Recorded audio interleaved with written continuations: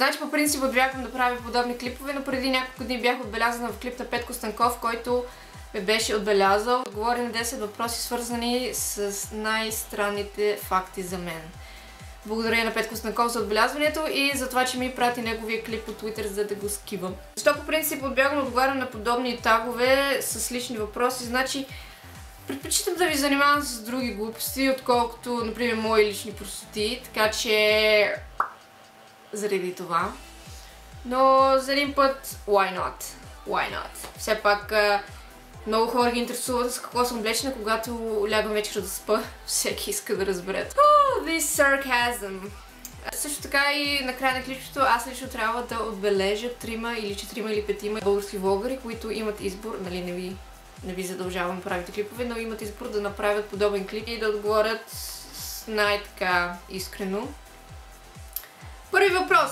Как те нарича семейството? Мирела, Миме, Мише, някакви такива. Какъв странен навик имаш? Втори беше само един. Значи пукам си пръстите доста честно на приличен навик.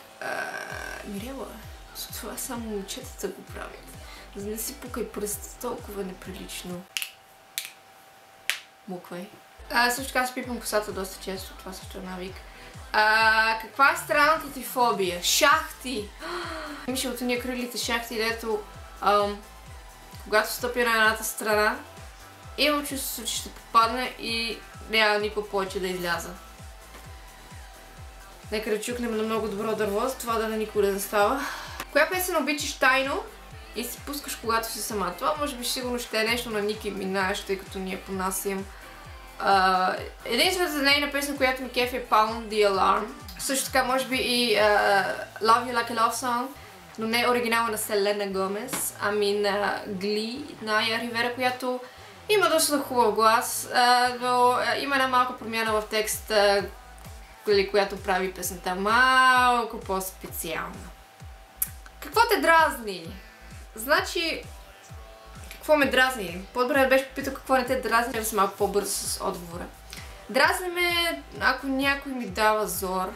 Каквото и да е. Просто даване на зор, това направо аз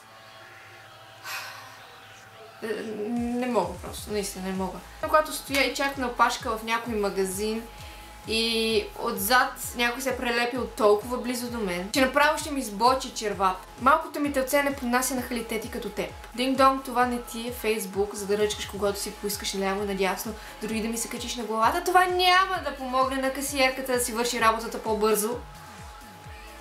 Sweetie, sweetheart, случайно да ме познаваш? Случайно да си ял бобец на кръщенето ми? Случайно да искаш прегръдка? Не? Добре, тогава се оттегли и спри да ми диши кислорода в личното пространство. Значи, от към интернет пространство има нещо, което ме дразни, и това е, че има хора, които са решили изведнъж, че аз съм спряла да прави клипове. Мирела, защо спря да правиш клипове? Мирела, защо спря да правиш клипове? Съм спряла, няма и да спра. I'm back in the game, baby. Още едно изпирам. Дразни ме, когато малките момиченца на по 11-12 години започнат из интернет, по Фейсбук по-точно. Аз имам хейтери. Хейтерите ме правят известна. Хейтери. Какви хейтери, бе, момиче? Ти си на 12, бе. Кой те хейтва, бе? Аз на твоите години се тревожих дали тамагочето ми е ял на време. 6. Какво правиш, когато си нервна? Когато съм нервна, си хапя долната устна. Сега не знам дали имам ранички, но понякога наистина е tragic. На коя страна леглото спиш? Забелязала съм, че заспивам на лявата страна.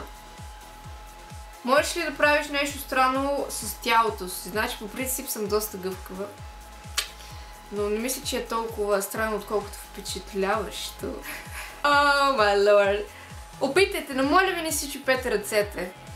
И ми кажете долу в коментарите дали го можете. Ще се радвам да видя кой го може. Ще си мирява. Какво учиш децата? Какво винаги си поръчваш за пиене, когато ядеш навън? Кола. Това ще е кола. Или поради някаква случайност, ако нямат кола, дим да ме няма. Едно ти да ми дадеш да пие пепси и аз да ти плата с 2 евро чоколад. Време за лягане, с какво съм облечена?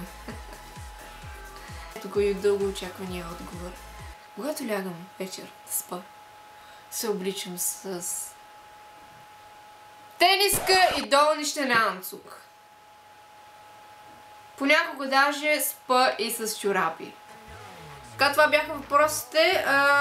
Сега по принцип трябва да тагна други хора. Аз ще направя така, че всеки има възможност да направи подобен клип и ще оставя видео отговорите отворени, така че може да си добавите клипчето без аз да го одобрявам. Go, go, go! Клипове, които не са свързани с 10 въпроса, ще бъдат премахнати.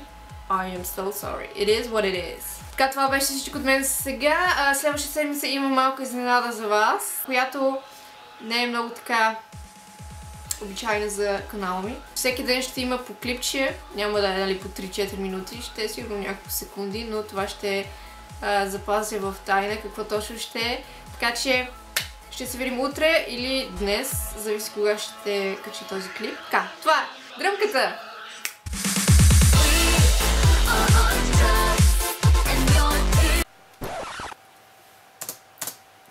Знаеш какво? Оня ден гледам аз една пеперуда на земята без крила и имах Red Bull в мене, нали, дава крила. Сипвам и аз отгоре Red Bull, знаеш какво? Бум, удави се.